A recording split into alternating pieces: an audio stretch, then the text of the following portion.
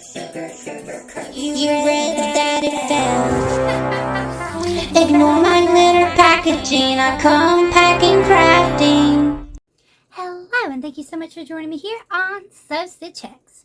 I'm Macadamia, and today I'm going to be doing a review of No Longer Heroine Volume 2.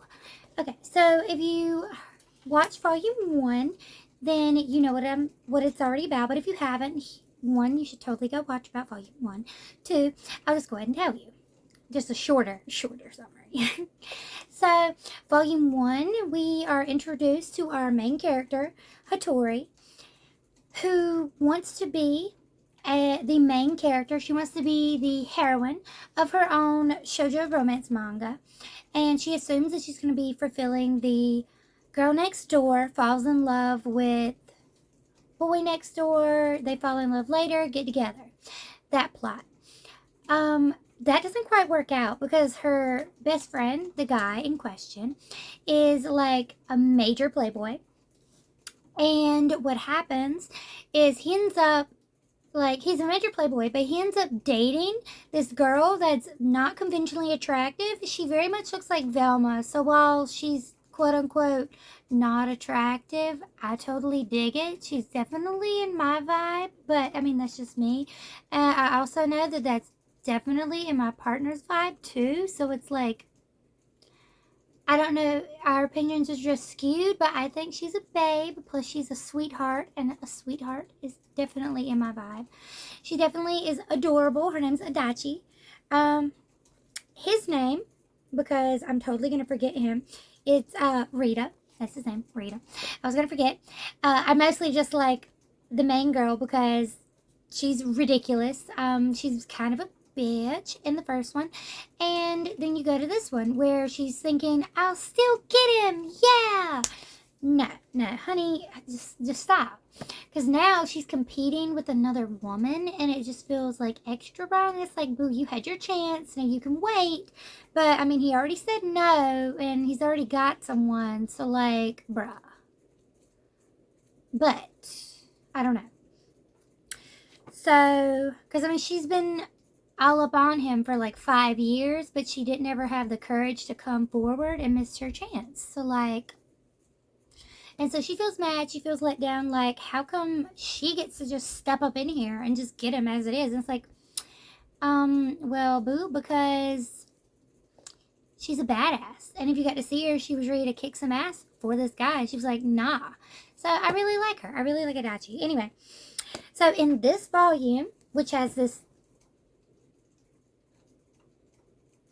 absolute gem of a face, and Rita on the cover, you have our main heroine thinking she's going to win him over, and also simultaneously contemplating the idea of whether or not she can overcome her love for Rita by moving on.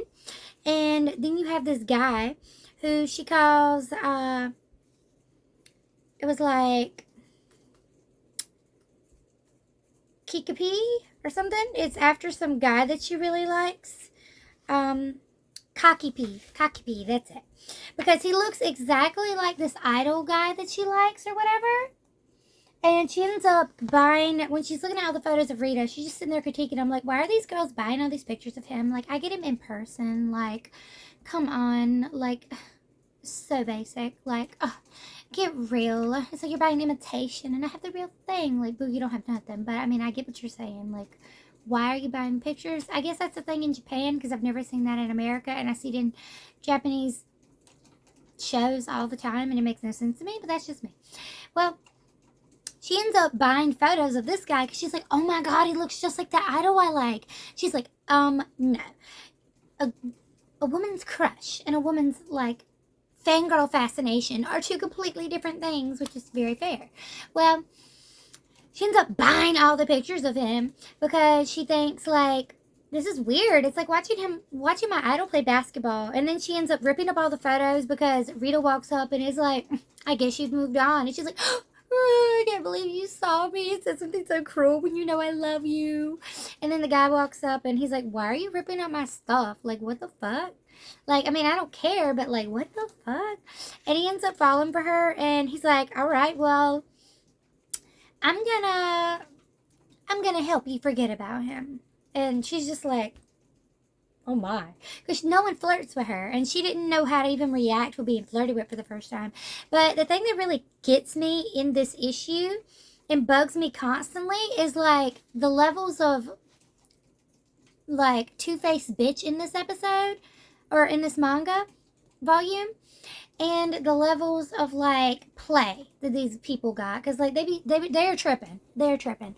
Okay, so Adachi caused like a huge fight because she was worried about our main girl Hattori, and she's worried because she feels like this is very self-destructive, because she's like, look, you've been all about my current man, you've been all about Rita for like 5 years. I would just hate to see you be so like, be like such a hoe. I mean, you've been so all over him, and now you just flip your script in a minute, and like you don't care about him. Like, I wish you'd have more self-respect. And first of all, I'm like, bitch, fuck you. Like, you're dating him. Why would you give that fucking advice?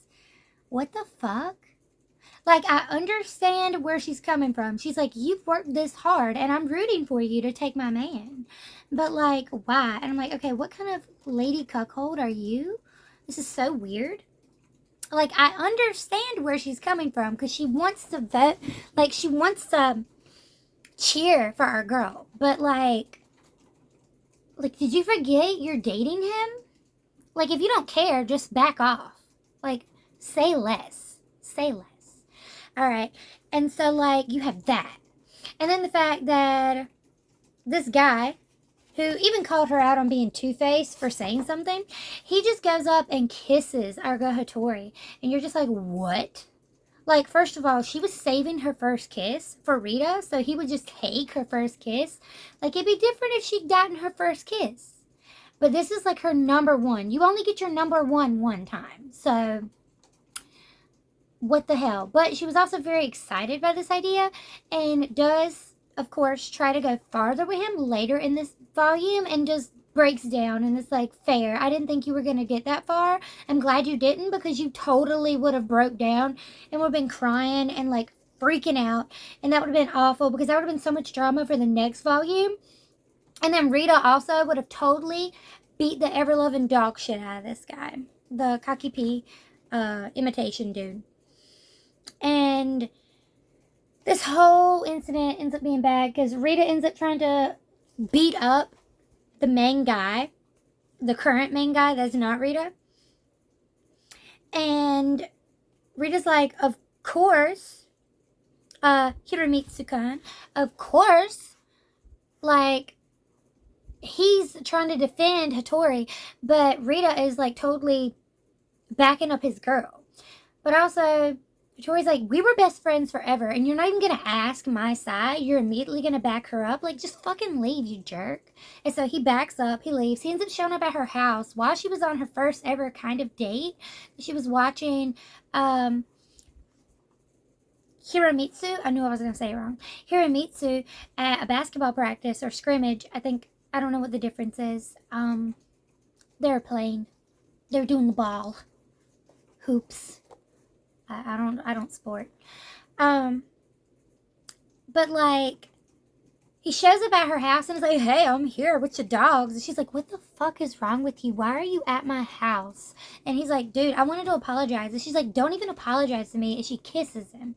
And then when she sees Adachi the next day, she's like, well, if he hasn't told you, I'm sure he will soon. Sorry. Not sorry. And then leaves.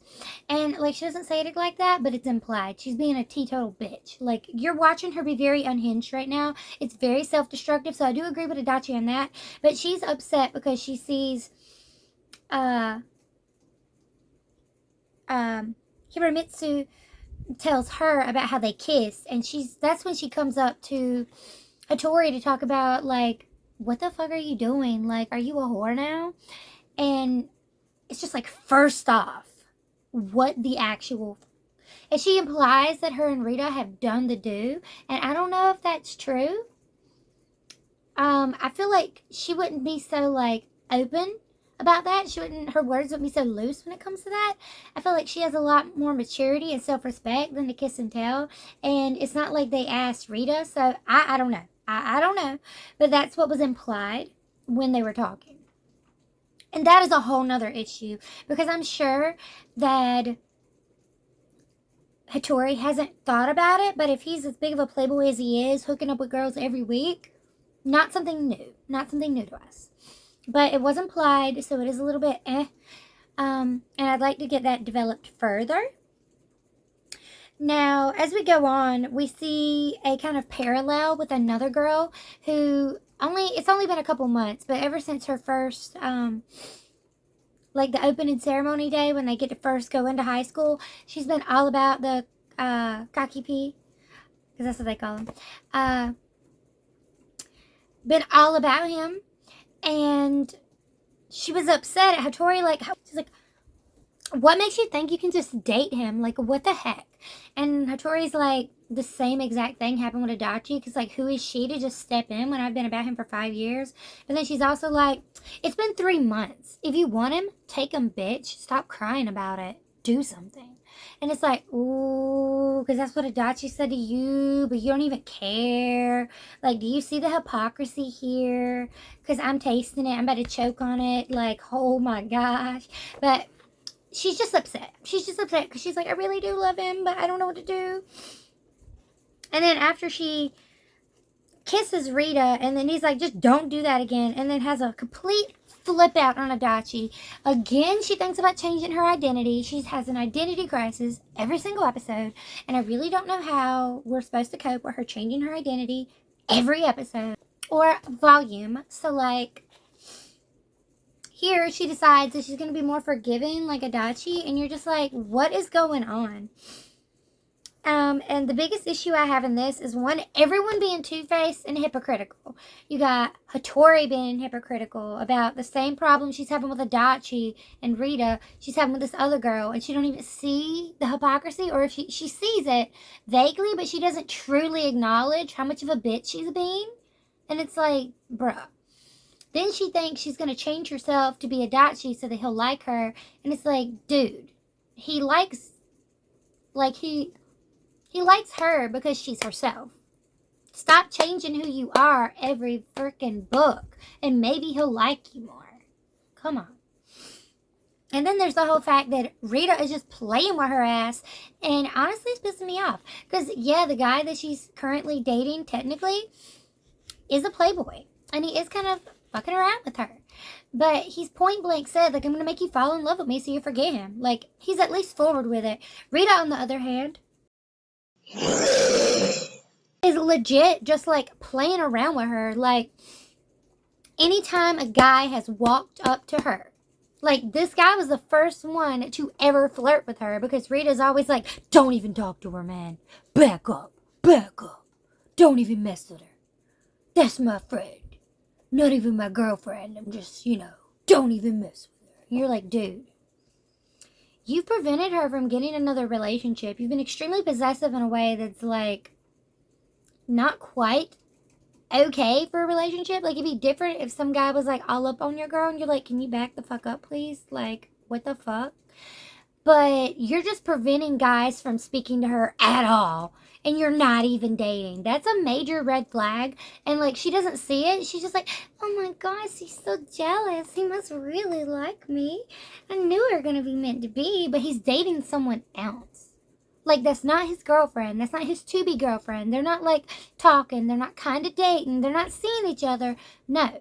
That's his friend who he's preventing from moving on from a imaginary relationship with him, from this delusional idea that they'll be together, when he's seen someone else and has flat out told her no.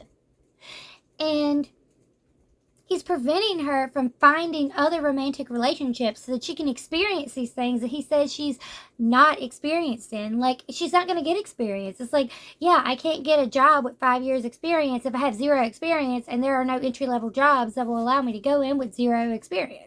You got to start somewhere.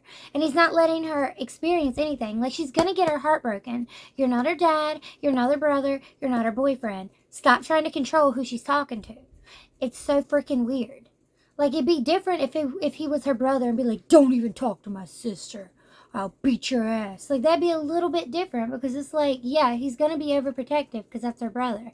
Or if it was the dad that's like, I'm just sitting here cleaning this gun. Like, yeah, we get that. We get that.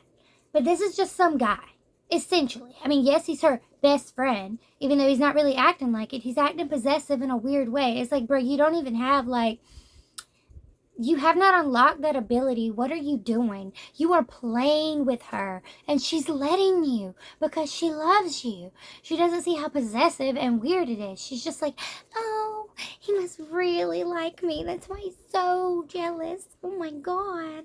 And it's so infuriating. It's so infuriating to watch him play with her and watch her let him constantly. This whole freaking book. The first book, he did it too. Like, you see him telling another guy, like, don't even. Like, I mean, he doesn't say it like that, but, like, you see the interaction. You know what's going on. But in this one, he straight up walks up and was like, don't even be playing with her. She doesn't know how to handle a guy like you because you're a player. And she ain't going to be breaking her heart. Like, bro, you don't even know. You haven't given her a chance. You don't know what she can handle. It's not like you've got a handle on her. Back the hell up. And then she starts doing her own thing. And it's made very clear that she can't handle another relationship because she is so infatuated with Rita. But I don't think his possessive behavior is helping her in this growing, like, over him, like, getting out of the headspace that they're ever going to be together. Because she has this extremely delusional opinion of their relationship. And she needs that distance and that, like, new relationships to help her get over it. I'm glad that the guy has, like, great, like, understanding of boundaries and of consent, because when they are kind of fooling around a little bit, she's like, I can't do this. Like, she's bawling tears. And, like, he's like, it's okay. It's okay. And, like, they talk and they chill. It's okay. But, like, if this were a different kind of manga, this could have ended really badly. And so I do appreciate that there is no trauma happening. I mean, there's emotional trauma, but it's unrelated to any physical or, you know. And so I do appreciate that with this book. I will be excited to read volume 3 and know whether or not it gets better, because she did tell him to, like, fuck off. And then Rita fucked off. Like, he fucked right off. So she's probably going to be like, but I miss him, because she basically was like that at the end. And she did flip out on Adachi. And then she was like, Rita's not going to tell you that he doesn't have any friends, but he does have friends. He hangs out with the same people from grade school. And he's not going to tell you that he's shy, but he's shy. So you really got to know him. And then she goes off to be like, oh, I'm Adachi now. Maybe he'll love me. It's like, stop changing your identity. But I'm hoping that this change of personality might snap him out of this weird jealousy thing that he's always in, and maybe help him grow up and give her the space she needs to grow up and away from him, because I think some distance might be better for them, and that even if they are meant to be, because that's what it's leaning towards, that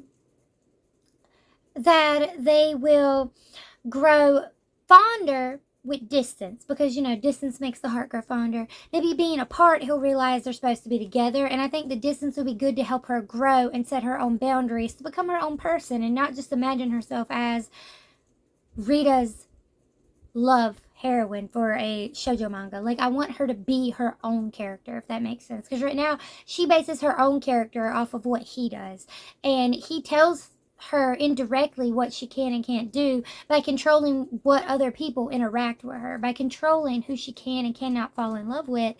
And I just feel like that jealousy and that gross behavior is just ugh. It's just ugh. And so I'd be excited to see it get better. All right, if you've read volume 2, let me know down in the comments below. What did you think? If you haven't, let me know what you thought of the review. If you're interested in reading it, what are your thoughts on these situations, personal or book-wise? And any recommendations down below, that's fine too. All right, if you want to read it, I will link 1 and 2 down below. And I hope you have a wicked evening. I will see you next time here on SewStitchHex. Bye!